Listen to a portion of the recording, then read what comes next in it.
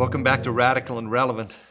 Remember, each day we are looking to the gospel for a word or phrase or an idea to anchor our life that day in the gospel. Today's reading comes from John chapter 14, verses 21 through 26.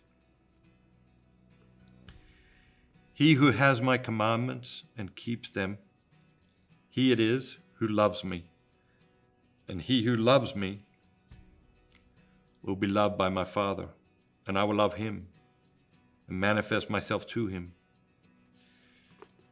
Judas, not Iscariot, said to him, Lord, how is it that you will manifest yourself to us and not to the world?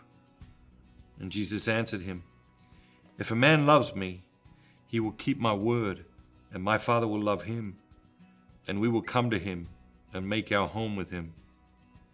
He who does not love me does not keep my words, and the word which you hear is not mine, but the Father's who sent me. These things I have spoken to you while I am still with you, but the Counselor, the Holy Spirit, whom the Father will send in my name, he will teach you all things and bring to you remembrance of all that I have said to you. What jumps out at you today? The word that jumps out at me today is commandment. Jesus talking about he who has my commandments and keeps them, he it is who loves me. So he's teaching us the fundamentals of love here, right? Love isn't what love says, love is what love does. You know, sometimes people say to you over and over again, I love you, I love you, I love you. But then all of their actions say, I don't love you, I don't love you, I don't love you. And Jesus is teaching us the fundamentals of relationships right here. He says, he who hears my commandments and lives my commandments, that's the one who loves me.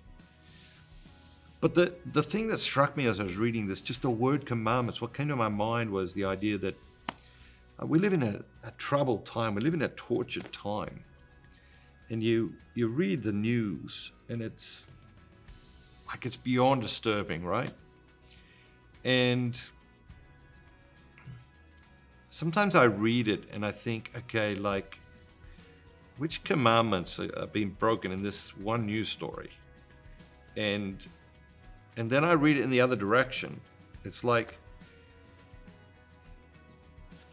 if we just live the commandments, how much of the world's suffering and troubles would just simply be over with?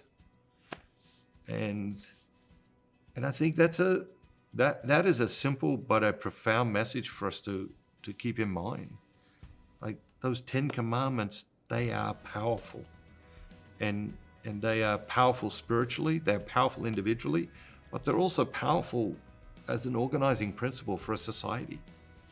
And a society that organizes itself around those principles will thrive. And a society that neglects those principles or rejects those commandments is headed for disaster and catastrophe. And we see that playing out in our own lives when we reject the commandments. We see that playing out in our own families when we reject the commandments. And we see that playing out in our society that sadly and tragically appears to be rejecting the commandments on an ever-increasing basis every day. Let's get out there today. Let's live bold lives. Let's live the commandments. And remember, don't just be yourself. Be the very best version of yourself, all that God created you to be.